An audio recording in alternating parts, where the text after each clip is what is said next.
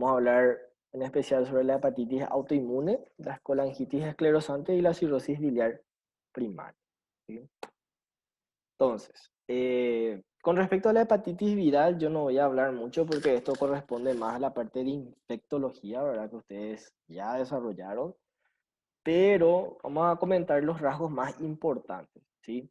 No nos olvidemos que dentro de la hepatitis viral teníamos 5 agentes virales más asociados, ¿verdad? Que forman parte de diferentes familias. Tenemos el virus de la hepatitis A, hepatitis B, hepatitis C, hepatitis D y la hepatitis E, ¿verdad? Vamos a ver que el virus de la hepatitis A es un virus que se transmite de vía fecal oral, ¿sí? Principalmente. Y también comparte ese rasgo con la hepatitis E. En cambio, la hepatitis B, C y D son de transmisión principalmente parenteral, ¿sí? También contacto sexual y perinatal, ¿ok? Vamos a ver que el riesgo de evolucionar de estas hepatitis a una hepatopatía crónica es bastante variable. Fíjense, el que tiene mayor riesgo es el de la hepatitis C. Más del 80% de ellos evolucionan a una hepatopatía crónica.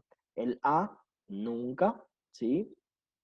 El B en muy bajo porcentaje, 5 al 10%, y el D varía enormemente, ¿sí? ¿Por qué? Porque cuando hablamos de una coinfección y una sobreinfección, una coinfección es cuando ocurre, por ejemplo, al mismo tiempo, ¿sí? Una infección de lo que es el virus de la hepatitis D con el virus de la hepatitis B, ¿ok? Sí o sí, el virus de la hepatitis D necesita, ¿verdad?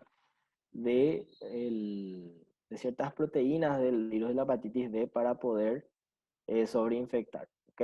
Entonces, cuando hay una coinfección, el 10% de riesgo, pero cuando hay una sobreinfección, estamos hablando de un paciente que ya padeció alguna vez una hepatitis D y ahora sufre una hepatitis D, tenemos aquí un 90 o un 100% inclusive de cronificación, ¿ok?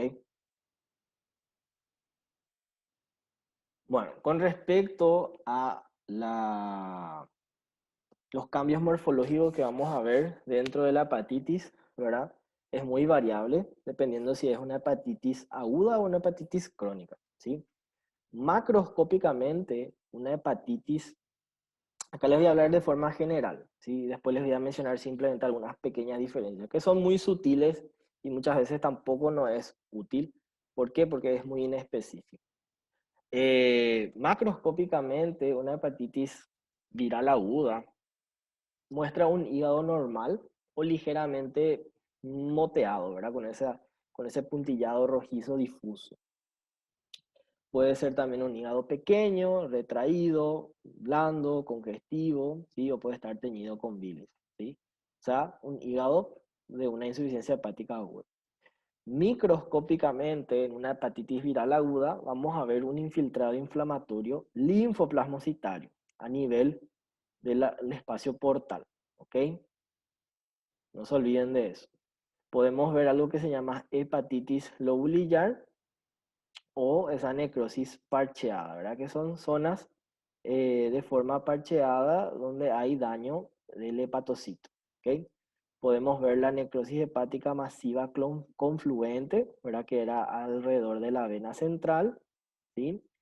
Podemos ver la formación de puentes porto, ¿verdad? Centrales, ¿sí?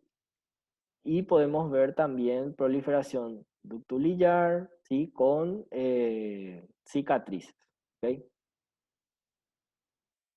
Dentro de una hepatitis viral crónica, nosotros podemos ver típicamente, ¿verdad? Un infiltrado inflamatorio mononuclear con cicatrización, ¿sí? Acá sí vamos a ver más esos puentes fibrosos. Vamos a encontrar algo que se llama hepatitis de interfase. La hepatitis de interfase se define cuando ese infiltrado mononuclear dentro del espacio porta empieza a infiltrar hacia los lobulillos, o sea, hacia los hepatocitos de los lobulillos que están ¿verdad? En la placa limitante. Si se acuerdan, la placa limitante, ¿verdad? Es el límite que está entre un hepatocito y el espacio porta. Entonces, ahí vamos a ver que se pierde ese límite porque empiezan a infiltrar a los lobulillos. Entonces, eso se llama hepatitis de interfase. ¿Ok?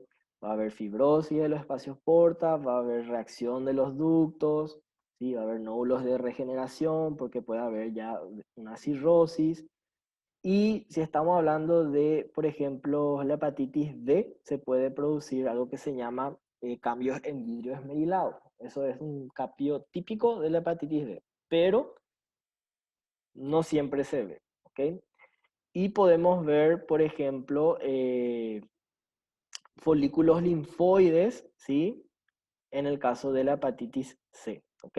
Como también asociado a la hepatitis C se puede ver cambios grasos. ¿Ok? Esos son algunos cambios un poco más específicos, ¿sí? De la hepatitis C y la hepatitis D. El resto es más de forma global. ¿Ok? Entonces no se olviden que dentro del espectro de una hepatitis viral tenemos infiltrado inflamatorio crónico, linfocitos y plasmocitos dentro del espacio porta. ¿Ok? Podemos ver grados variables de fibrosis, necrosis en puente. Cuando vemos esta necrosis en puente, fibrosis, ya estamos hablando más de una lesión crónica. ¿Ok? Y cuando hay lesión crónica también va a haber esta proliferación de los ductos. Bueno, luego tenemos la hepatitis autoinmune. La hepatitis autoinmune viene a ser una inflamación crónica del hígado de forma progresiva a causa desconocida. ¿Sí? Se piensa que está desencadenada por un agente ambiental en sujetos predispuestos genéticamente, que están predispuestos genéticamente porque tienen una disminución de células T reguladoras que facilitarían ese daño hacia los hepatocitos. ¿Ok? Existen dos tipos, tipo 1 y tipo 2. El tipo 1 se manifiesta a mediana edad o en pacientes ancianos. ¿Sí? Se caracteriza por la presencia de anticuerpos antinuclear y también eh, el anticuerpo antimúsculo liso. ¿Ok? Tenemos el tipo 2 que se manifiesta en niños y adolescentes. ¿Sí? Y se caracteriza por la presencia de lo que se llama anticuerpos antimicrosómicos del hígado y riñón de tipo 1. Así se llama. ¿Ok? Vamos a ver que morfológicamente es muy parecido a una hepatitis viral, tanto aguda como crónica. ¿Ok? No hay un patrón distintivo. ¿Sí? Lo que sí puede diferir es la evolución temporal de las lesiones. ¿Sí? Tiene una cicatrización más rápida, o sea, evoluciona más rápidamente a una hepatopatía crónica.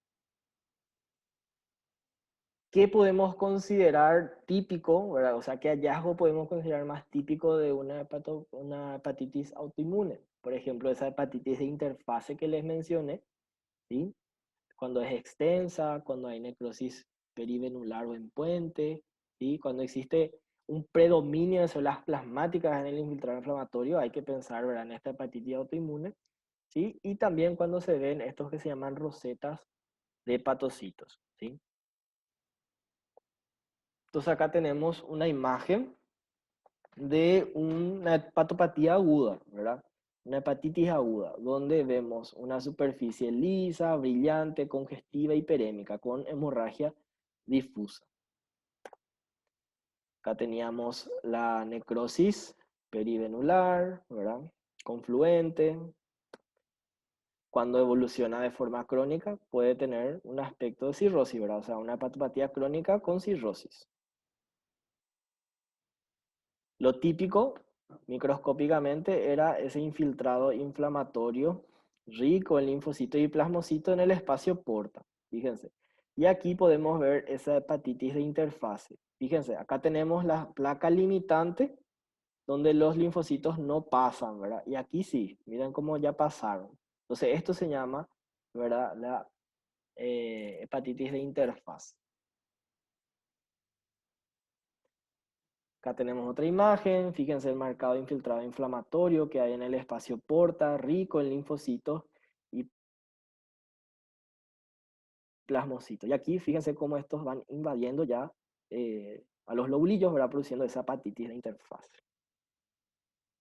Aquí tenemos una fibrosis perivenular, ¿sí? Esta sería la vena central. Miren, acá tenemos una fibrosis, ¿sí? Y acá para mostrarle el infiltrado, ¿verdad? Rico en plasmocitos. Muchos plasmocitos están dentro de este infiltrado inflamatorio, ¿sí? Acá tenemos algo que se llama emperipolesis, donde vemos que los hepatocitos parece que engloban a los linfocitos, ¿verdad? Es como si fuese que le están englobando, ¿sí? Que también se puede ver dentro de este espectro. Y aquí tenemos la formación de como de unas pseudo rosetas. Fíjense, parece que tiene como una luz y aquí alrededor de ellos están los hepatocitos, ¿sí? Acá podemos ver la proliferación de los ductos, el infiltrado inflamatorio rico en linfocito y plasmocito, y fíjense cómo va invadiendo, ¿verdad? La placa limitante, o sea, la hepatitis de interfase.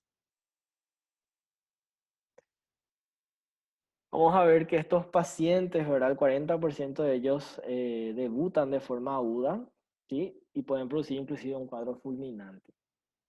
El pronóstico es mejor en los adultos que en los niños, ¿sí? Y en los cuadros graves sin tratamiento la mortalidad es alta. Fíjense, 40% en 6 meses, ¿ok? Y aquellos que sobreviven van a evolucionar en una cirrosis, ¿ok? Podemos tener lo que se llama síndrome de solapamiento, que es cuando está asociado, ¿verdad? Una cirrosis biliar primaria a una colangitis esclerosante, ¿ok? Y como es una enfermedad autoinmune, puede estar también asociada a otras enfermedades autoinmunes. Tenemos la cirrosis biliar primaria. Eh, la cirrosis biliar primaria es una enfermedad autoinmune que se caracteriza por una destrucción inflamatoria de los ductos biliares que están dentro del hígado, o sea, intrahepáticos, ¿sí? Respetando los conductos grandes, ¿ok? Vamos a ver que el nombre de cirrosis biliar primaria no es tan correcta. ¿Por qué? Porque la cirrosis no es que se establece del inicio, sino es la etapa final nada más, ¿ok? Existe un predominio del sexo femenino, fíjense, 9-1 es la relación mujer-hombre, y la edad es bastante variable, fíjense, entre 30 a 70 años de edad, ¿ok? Morfológicamente se caracteriza por la presencia de lesiones de forma parcheadas, ¿sí? O sea, saltatorias, donde hay destrucción de los ductos biliares, ¿sí? Estos ductos biliares tienen que estar o sea, entre los lobulillos, ¿sí? Y va a haber un infiltrado rico en linfocitos y plasmocitos. Puede estar asociado o no a granuloma, ¿ok? Vamos a ver reacción ductilillar con fibrosis, fibrosis en puente, puede haber cirrosis cuando estamos hablando ya de un estadio avanzado, ¿sí? Puede haber colestasis, ¿sí? Puede haber presencia de nodularidad difusa, ¿verdad? Sin cicatriz, o sea, eso no es cirrosis, sino se llama hiperplasia nodular regenerativa, ¿sí? Puede haber un agrandamiento del hígado, ¿verdad? Con una hepatomegalia, ¿sí? Que hay que hacer, por supuesto, diagnóstico diferencial con otras hepatopatías. Entonces acá tenemos, fíjense, el hígado aumentado de tamaño, ¿sí? Acá no muestra, pero tiene una cierta nodularidad y tiene una coloración verduzca, ¿verdad? Por la colestasis. Hay una acumulación de la bilis dentro de los ductos, como también dentro de los hepatocitos. Acá podemos ver, fíjense la inflamación, el infiltrado inflamatorio de linfocitos y plasmocitos que hay alrededor de los ductos, ¿sí? Fíjense como algunos los linfocitos inclusive están infiltrando los ductos, ¿ok? Entonces acá tenemos otra vez los ductos, fíjense el infiltrado inflamatorio, parece que está destruyendo los ductos y aquí podemos ver inclusive como unos granulomas. Eh, Los síntomas que puede haber, por ejemplo, son fatiga, prurito, puede haber marcadores de colestasis que eran fosfatasa alcalina, ¿sí? Gamma GT elevados, puede haber hipercolesterolemia, ¿sí? Y estos pacientes tienen elevados lo que son anticuerpos antimitocondriales. Por supuesto, puede haber manifestaciones de autoinmunidad, o sea, otras enfermedades autoinmunitarias. Simplemente para mostrarles, ¿verdad? Las otras enfermedades que pueden estar asociadas, ¿verdad? A esta cirrosis biliar primaria. Tenemos síndrome de Sjögren, tiroiditis autoinmune, síndrome de Crest, tenemos artritis reumatoide, vasculitis, dermatomiositis, etcétera, ¿sí? Y luego, por último, tenemos la colangitis esclerosante primaria, ¿sí? Vamos a ver que esta patología se caracteriza por la inflamación y fibrosis obliterante de los conductos biliares. En este caso sí afecta tanto intra como extrahepático, ¿sí? Con dilatación de los segmentos que están conservados, ¿ok? Vamos a ver que la relación entre hombre y mujer es más en hombres que en mujeres y la edad de presentación es entre los 30 a 50 años.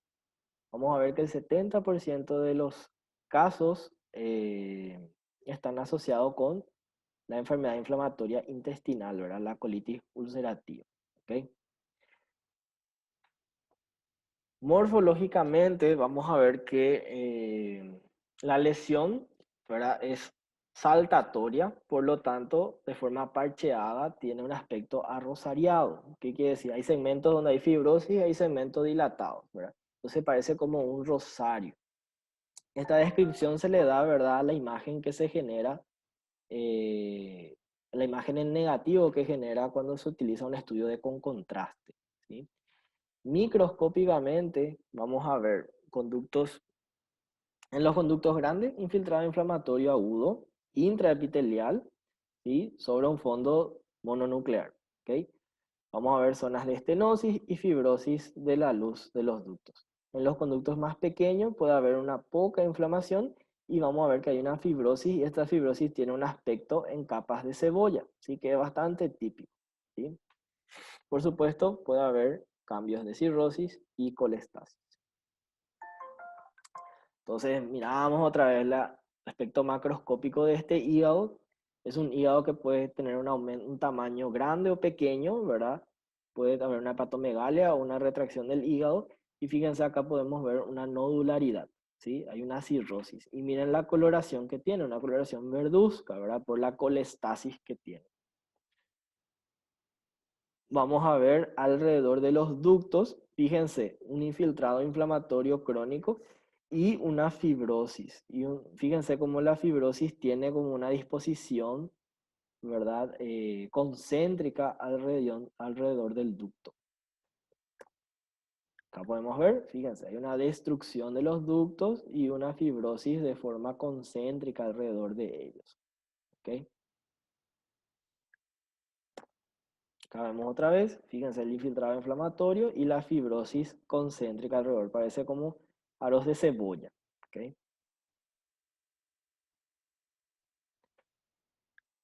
Podemos ver que estos pueden ser asintomáticos o pueden mostrar una elevación persistente de la fosfatasa alcalina sérica, ¿verdad? En pacientes con colitis ulcerosa hay que sospechar, ¿verdad?, de esta entidad. Y los síntomas que puede generar son fatiga progresiva, prurito, ¿verdad?, por la ictericia, ¿sí? Puede haber brotes agudos de colangitis ascendente, ¿sí? Y también pancreatitis crónica puede llegar a evolucionar, ¿ok? Y esta entidad tiene un riesgo a desarrollar otro tipo de tumor a nivel del hígado que se llama colangiocarcinoma, ¿ok? No carcinoma hepatocelular, sino colangiocarcinoma. Y acá simplemente para mostrarle una tabla comparativa de estas dos entidades que son la cirrosis biliar primaria y la colangitis esclerosante, ¿sí? La colangitis esclerosante, la edad media es un poco más jóvenes, más propenso en hombres, ¿sí? Y está asociado, no se olviden, a la enfermedad inflamatoria intestinal, ¿ok? En cambio, la cirrosis biliar primaria está asociado a otras enfermedades autoinmunes más frecuentes en mujeres y la edad media es mayor, a 50 años en promedio, ¿ok? Y eso es todo.